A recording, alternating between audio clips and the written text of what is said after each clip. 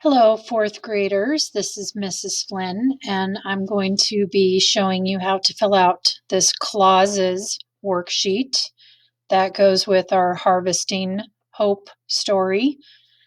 So first of all, I want to caution you that it's very important that you read the directions when you are doing one of these worksheets, because here they are going to explain to you what you need to know to answer the questions. And then they're going to give you an example and give you a thinking question. So what can you think about as you are trying to answer? For this worksheet, it says a clause is a group of words with a subject and a predicate. So a clause is simply a sentence. It's a complete thought. If a clause can stand alone as a sentence, it is an independent clause. Independent clause is just a synonym for a sentence. But sometimes we attach a dependent clause to an independent clause, and it cannot stand alone. So in this case, if we start with a dependent clause, we put a comma. If we end with a dependent clause, we don't put a comma. But a dependent clause always has to be attached to a sentence. Many independent clauses begin with transition words like because I was hungry, comma, I went to the store. I went to the store can be by itself, but because I was hungry is a dependent clause. It doesn't make sense by itself. So they're giving us examples before, after, since, because, who, whose, that, or which. And guess what?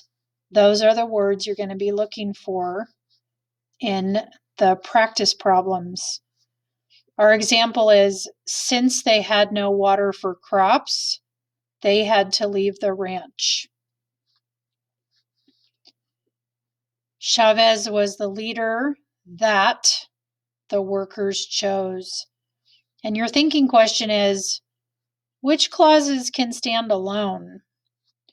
So in our first example, they had to leave the ranch could be by itself. It's a sentence. Since they had no water for crops is dependent. It has to be attached to a sentence. So your directions for this are to underline the dependent clause in each sentence. Circle the transition word that introduces the dependent clause. See how you have to read it carefully because it's kind of confusing. So go back to your directions. Dependent clause is going to start with one of these words. And you're going to circle that transition word. Look at your thinking question. Which clause can stand alone? Migrant workers had little to eat. That could be by itself as an independent clause, also known as a sentence. But I can't just write after they worked long hours, period. It needs to be attached to something. So underline and circle. So here's the fun part on these worksheets. How can you underline and circle? So up here you have directions. To underline or circle, use the shape and line tools. And I snipped a little picture of it for you.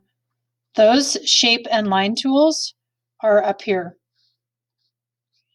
So I'm going to underline by clicking the line tool and clicking on a line. Underline the dependent clause. Okay.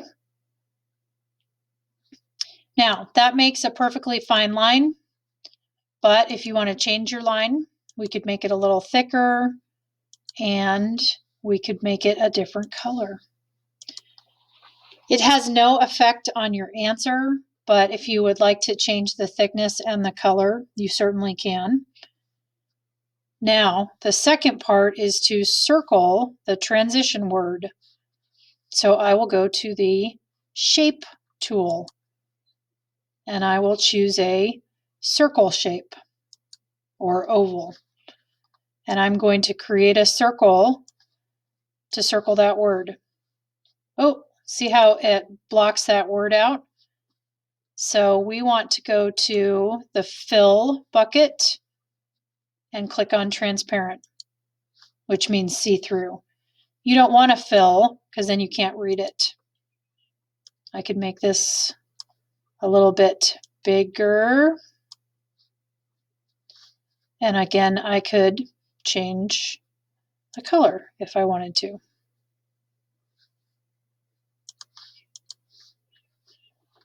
Okay, underline the dependent clause, circle the transition word.